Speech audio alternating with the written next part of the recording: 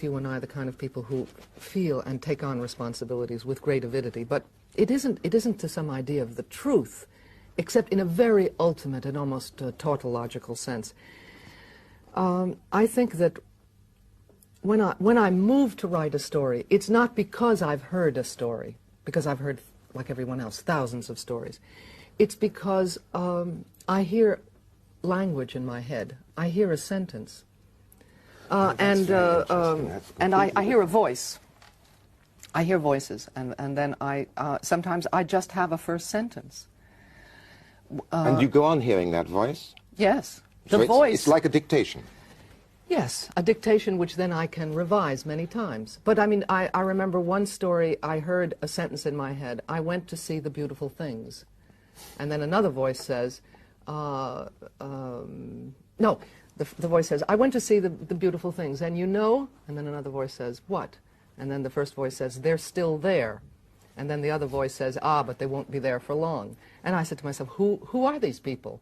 What are they saying? What are they talking about? And so it isn't exactly dictation, it's more like induction. Given the fact that I now have 4 lines on the page, what can I make of this? And sometimes I have to stop, and it takes days before I can figure out what the next line is. Or sometimes I go 5 pages and I'm stopped. The voices aren't talking anymore. Or in the case of one story, I heard the last line. The last line was, Sisyphus, nothing but nothing can tear me away from this rock. And I thought, now who is this grim stoical person who is proclaiming his or her fidelity to an unbearable situation? And I began to reason backward. Well, it could be a story of someone who, etc., etc. So for me, it's absolutely a process of invention, and one intimately connected with language, with tone, with voice. And maybe it's very interesting that, because it is, once more, and we've often touched upon this, because maybe we arrive at something quite similar, but it is the reverse process. I mean, for me, there's never that voice at the beginning. There is the enormous difficulty of seeing that situation, that person, of following I don't them. see, I hear. No, I see. That's perhaps why I like to make movies, because I don't see. I only hear when I write, and therefore I want very much to see. And that I like to do with images. And then when that person is really there, which is probably in the real time of writing, somewhere around about 2/3, not necessarily 2/3 of the text, but 2/3 of the writing time, the months or the years, then suddenly the voices come. And then I just write.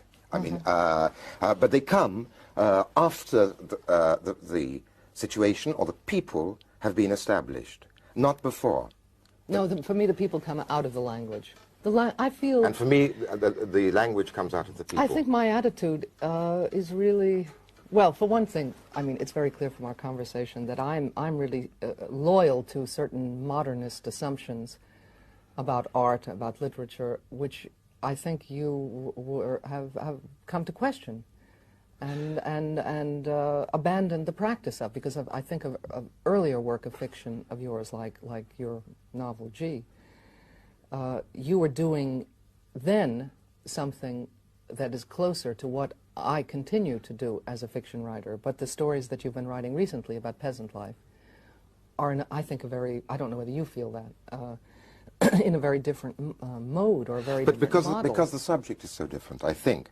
It's true. But haven't you changed, John? Haven't you yourself changed? I don't know. I've had to relearn to write. That's true. Because the experience of the underprivileged or of peasants is very different from the experience of the privileged, and G is a book about them. But do you constitute yourself as a reporter of your experience? I don't feel that I'm reporting on my experience at all. No, I don't. Because I believe absolutely in experience being shareable. I believe that the imagination is precisely that. It begins very early in childhood. It begins with the identification of a child with a toy or with an animal. That capacity of empathy is, it seems to me, the first fruit of that social creation, which is imagination.